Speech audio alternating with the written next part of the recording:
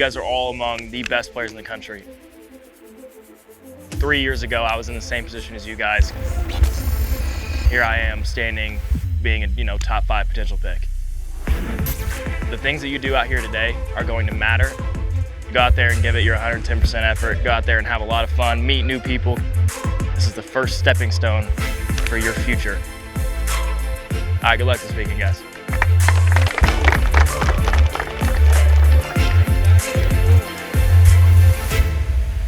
We have landed comfortably at the venue where thousands of college and professional careers have started. We're just outside of Atlanta, Georgia. This is the East Cobb Complex. Very historic spot, certainly. We are here on Perfect Game Weekly to cover from wall to wall Perfect Games 2023 Junior National Showcase. Hi there, folks. My name is Darren Sutton. This event is epic, especially for these athletes who are, by the way, rising juniors, the class of 2025. They step onto the field. This is field 2. They step onto field 1 with all sorts of history standing behind them. The alumni, major leaguers, Cardinals fan, how about Nolan Arenado? He came here. Francisco Lindor, yeah, you're a Mets fan. He was a part of this. And we know the Mets always have to keep toe with the Phillies. Bryce Harper, Phillies, he was a part of the Junior National Showcase as well. So here's what we'll do understanding that. We'll get to know the athletes, those that are committed, those that are uncommitted, and those that may be first-round picks in 2025. We'll understand what goes on, the families, the stories, the heartbeat of baseball at the amateur level. But this is field 2. Let's get over to field 1, where the radar guns, the stopwatches, and the lasers that time things very, very well, and the nervous moms and dads are looking on. Right now it all starts. And it starts getting out of the car, the 60. You had better be ready. Matthew Priest, 615 the record. He's out of San Diego, La Jolla Country Day. He'll be a PG National this year. Orlando Cruz this year just ran over a 641. That's the best at that event. Catcher, pop time. It's all about footwork and accuracy, and pitchers love your catchers. They're everything to your game. Henry Davis, the eventual 1-1 pick of the Pittsburgh Pirates, popped a 1.75 here, went on to Louisville and do great things. Here this year, Korbin Reynolds, a 1.82. He is committed to play for, ironically enough, Tim Korbin at Vanderbilt. It's footwork, it's that power arm. It's right here, it's pop time. So now that you've done your band work and your long toss and you've sharpened up that footwork, let's test the arm on the infield. When you want to talk about getting under the radar, talk about Jorge Gonzalez Febo. A couple of years back, threw 101 miles an hour on his way to Bethune-Cookman. This year, Billy Carlson, Vanderbilt commit, plays for BPA. I love Jared Sandler's program. 97 miles an hour, testing the arm. And then there's the arm from the outfield. It better be strong and hit the cutoff man or get it to home plate when you're talking about velocity. Cooper Dawson, a couple of years ago, the event was in Hoover, Alabama, threw 100 miles an hour before heading off to play at Arkansas. As for this year, intriguing. Mason Greenhouse trotted out behind me, threw 99 miles an hour. He's a California native. He's going to Miami. The Greenhouse effect from the outfield. But there's no greater test than taking batting practice. No cage over you, all eyes, all college coaches, all scouts looking right upon you. And then if you're the #1 player in the land, like Ethan Holliday, everything changes. But I can't explain that. I was never in that spot. But you know who was? A man who's lived at #1 for a long, long time. Welcome home, Max Clark. Thank you, sir. This is where it all started for you, right? Your first ever showcase? It is. This was the home back in 2021. Came out here. I had a little expedited stay, 2 days. We got the BP in, got a couple games in, and then just kind of hung around and had a lot of fun. But it's nice to be back and watching guys like Ethan. I mean, just he has everything. He's a fantastic player, and seeing how he takes his BP and ground balls was very impressive. So that was one of the prettiest swings I've ever seen in my life. So this training has prepared him the whole time. Why don't you go talk to him now? You mind going to see him? Yeah, let's see him. So how'd it feel? Talk to me. All right.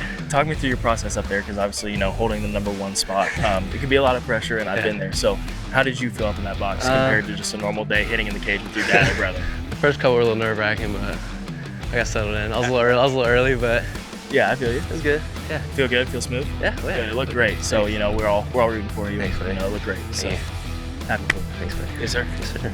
Well done. I appreciate you stepping in. Thank you, my friend. You hang for us for just a little bit, because we want to learn more about your journey, certainly. And thank you for being. Absolutely. Will you co-host again with me? Let's go. All right. When we come back, we're going to get to talk about the #1 pitcher in the land. He is here at the showcase. And then the uncommitteds. These gentlemen don't know what it's like, but August 1st, it all changes everything. Glad to have you with us. We're at the Junior National Showcase on Perfect Game Weekly. We welcome you back to Perfect Game Weekly. We're presented by Rawlings. What makes this year's Junior National Showcase incredibly unique, the amount of uncommitted athletes. With the brand new recruiting rules, athletes can't talk to coaches at all till August 1st, their junior year. That's them. That's now. Christmas for recruiting is coming right around the corner. Incredible stories, foul line to foul line, but one stands out. Christopher Levy Gutierrez, an athlete who's unique in many ways. His parents are unique. His game is unique. Oh, his social media, incredibly unique. More than 1 million Instagram followers. Why is he so unique? We're about to find out. Me and my family, we moved to Mexico, I want to say when I was like 6 years old, around there. I first started playing soccer, and then I came back to the States.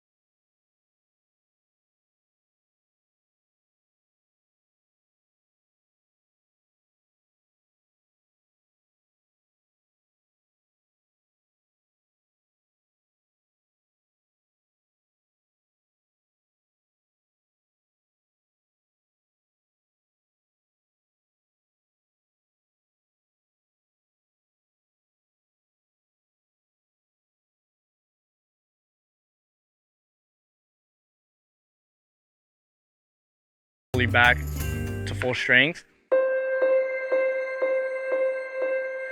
It was a normal weekend right before fall ball started, and I was hanging out with one of my friends, and it was just kind of all of a sudden happened. I was driving his golf cart, and he was driving a little like go-kart behind us, and I was with 2 other friends, and they were sitting in the back, and I kind of made a sharp right turn at the end, and there was a little drainage system next to the street, and it kind of just like made the cart jump, and it flipped over on its side, and it was a pretty long drag, and my leg got caught under it. He was at the top of his game right there when this happened, and he called. Actually, my daughter came up running and screaming and said, "Dad, mom, Tofi, something happened, Chris." And then as soon as we could pick up the phone, he was just like screaming and saying, I f***ed up my life. When I first looked at my leg, it was like I was just in shock. It was my whole skin just flopped over. You could see my whole kneecap. You could see my quad tendon torn in half. It was really bad. So I was in the hospital for a week, and then I was bed rested for about another 2 months. And it was really hard. It was really hard to keep up with everything and stay positive. Not even the doctors thought I'd be able to play baseball again. And they thought that I wouldn't be able to run at the same capacity again either. We were very scared. It was a very scary moment, man. I mean, but I kind of got into the right mindset, and I mean, God helped me through everything, helped me stay positive, and baseball is what helped me stay inspired and keep working for my goal. This kid has a big heart. He has some kind of determination that is not going to bring him down. You know, nothing is going to bring him down. So this is going to be a lesson. You know, whatever happened after this.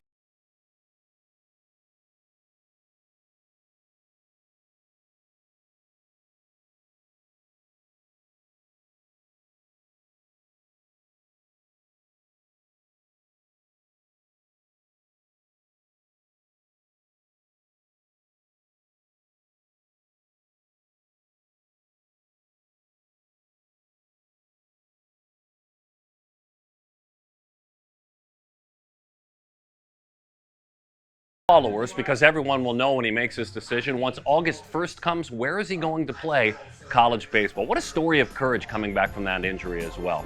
There are other stories of courage here and other stories of exceptional performance. Jheremy Brown, the great writer and scout, will join us to talk about who made a major step forward here at East Cobb.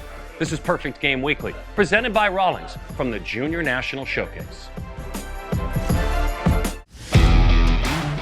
Back with more Perfect Game Weekly presented by Rawlings. With the rain coming and a lot of data in, it's time to talk about these players. Jheremy Brown is Director of Player Development at the 13 and 14U age group, the Select Festival age. And Jheremy, what's so cool about your position as you see these athletes prior to their junior and senior year? And so you've seen them. And so I ask you, as you and your colleagues talk on the 2025 class, give me kind of a theme that you're seeing. Definitely. So we've seen them 13, we've seen them 14. Now we're kind of seeing them going into their 16U year. There's a lot of left-handed talented bats. You know, you got Ethan, you got Dean Moss, you just go through the list. Aiden West was a pop-up, we're gonna talk about him. So I think left-handed bats, I think power arms with Seth Hernandez, who we've heard a lot of good things about, and kind of just how many 2025s have been lost to the 2024 class. Connor Griffin, recently Cam Caminiti. For all the ones we've lost, we've gained that much more talent just through this past weekend. So let's talk about some players. Number one in the country. Well, 1-1. His brother Jackson went in the draft. He's having a great professional start with the Orioles. But Ethan Holliday was here. What did you see? Well, I mean, it's not even what you saw, it's what you heard, right? Like BP, he dug in, you could hear a pin drop. Everybody was locked in, all the other fields came over and watched him, and then he took probably the most professional round of BP. All fields, I think exit velocities were like upwards of 98 off the barrel and live. And it was very professional, it was low effort, and it was barrel to all fields, which you just don't see at this age. We had an incredible conversation with the man who's number 2, Sean Gamble. A couple of things that are interesting. He profiles about like he's 18. There's a maturity there, getting to know the person. And the fact that he's uncommitted. We want the scouting perspective, but those two stories are unique. So he's uncommitted. We'll just get it out there by choice. He could go anywhere he wanted to if he were to commit. Obviously, the new rules can't do it till August 1st. Talent-wise, he was, 89 across the infield, I think 93 from the outfield. Versatile defender. Left-handed bat, though, is really where that's his bread and butter. A ton of high exit velos, the bat speed. And like you said, you look at him, I have to look up to him now. At 13, I was eye to eye. Now, him, Ethan, they're all growing. They're becoming men, and they're still only 16 years old. And so what's interesting when you talk to these athletes, it's learning about their dreams. Dean Moss shared with us, and I'd love to know if this is even plausible, that he hopes in 10 years when we catch up with him, he'll be a center fielder in the big leagues. Will that happen? Could that happen? Absolutely. If you told me 13 knew that we were going to see Dean playing high-level defense in center field, I'd say, yeah, we'll see. Now he's running a 6'7". He was low 90s from the outfield. The transformations he's done in the last year to two from when he got into IMG have been remarkable. And the work he's put in kind of speaks for itself, and I don't think it's even going to take 10 years until we hear from Dean Moss again. The number 1 catcher in the land is Omar Cerna. He's a Texan. I could just say, tell me everything about his BP, but I want to know about the whole player. I had never seen him a lot in person. This is a striking physical presence. He's doubled in size maybe from 14U. He was the MVP at the Select Fest back at 14U. Now he's hitting balls out off the roof. We had to tell Gary to duck a couple times. I mean, he went to places I haven't seen balls go in BP, over the brick facade in dead center field. Then you look at what he does defensively behind the plate. It's an absolute bazooka, 94 on the mound. So whatever you kind of want, Omar Cerna can bring to you. Man, what another great young man. So proud of his Mexican heritage, sharing that story with us. Billy Carlson is a Vanderbilt commit, plays for BPA. A middle infielder, again, getting to know him through you guys. Yeah, this was my first time seeing him. I think he's ranked 12th, 10th, 11th, 12th. And I feel like we might be late there. You know, he came across 97 across the diamond, really good right-handed swing, lots of projection, lots of bat speed. Jumped on the mound today for a couple pitches up to 92. Turned to play across the middle on a double play with the footwork and hands. It's just like, you shouldn't be doing that. And yet he's doing it. Does it with a big smile. He's got that SoCal smile, the long hair. Probably good at surfing, probably going to be a movie star if he wanted to be, but he's excelling on the diamond. So When you talk to any Michigander, and especially those in Detroit, they talk about the legend of Mike Ilitch with the Tigers, with the Red Wings, with the Fox Theater, with all the jobs created through Little Caesars. Well, his grandson was a Select Festival athlete, Blake Ilitch, and it's not the legacy of the big league ties that have brought him here, it's his skills that have brought him here. I mean, if his last name were Sutton or Brown, we still would be talking about him. He was up to 93, curveball, slider, a couple variations of the curveball, changeup. He's lengthened out, he's projectable, he's big, and I mean, he shoved. So what else do you really want from a 16-year-old at this point, up to 93? A lot of uncomfortable contact, even when there was contact. By the way, if your last name was Grinlinger, I'll just bring you in on another story. They think you were a baseball player because Trent has played with his older brother who's going to college. He's about to play with his younger brother who's joining him as a freshman at Huntington Beach. He is at this event, but he looks like he's about 19. He's a catcher. Oh, he's uncommitted. He could slide right into any type of college lineup right now. You wouldn't think twice. An absolute rocket behind the plate. We saw him throw out a couple different base runners. Went to the cutout there in BP, first one to go out deep there. Lots of barrel in game. So he's uncommitted, again by choice, opened up from Long Beach State, but he'll have his fair share of suitors come August 1. When we talk about Wake Forest commit Josh Hammond, there are times I'm sure when you see an athlete say, hey, I'd like to be a two-way, somewhere in the back of your mind, you see the end of that journey for that athlete. I don't know if we see the end of the journey for Josh Hammond as a two-way player. No, if he didn't jump on the mound, you're like, all right, I see why Wake committed you. You know, mid-90s across the diamond, ton of bat speed, power from the right side, but then he jumps on the mound. It's bowling balls up to 94. The sliders, the metrics on everything is top of the class. I know he threw really well in Jupiter as an underclassman. That kind of set the tone of him rising up the rankings, and he's done nothing but solidify as one of the top arms in the class. You sold everyone Aiden West, an NC State commit, and here's, upon my digging, what excites me the most beyond what you're going to say, he just turned 16. So sell his skills, please. Yeah, I mean, they kind of spoke for themselves, right? He ran a 6.7. We saw him last fall. That's kind of when he put himself on the map. Comes out now, he's a lot more physical, committed to NC State, left-handed swing with high exit velocities. Really good defender, going to probably stick on the left side. He made a really nice play at second today. I know where he's ranked, and I think it's safe to say he's going to enjoy a nice rise in the next update. Thanks for your scouting. Thanks for your insights, man. Absolutely. Appreciate it. I love watching you watch these kids, and they trust his insights as well. Well, we held one player out. We were talking about Billy Carlson at Corona. His teammate is Seth Hernandez. He is the #1 pitcher in the class. When we come back, we'll ask him, maybe we come into your office as he takes the mound. All of the secrets of Seth. Glad to have you with us. This is Perfect Game Weekly. From the Junior National Showcase, we're presented by Rollins. We welcome you back to Perfect Game Weekly, presented by Rawlings, and we have arrived at the outing of the #1 pitcher in the land, Seth Hernandez. Just 6 short years ago, he was 5'0" and under 100 pounds in 2017 in his first PG event.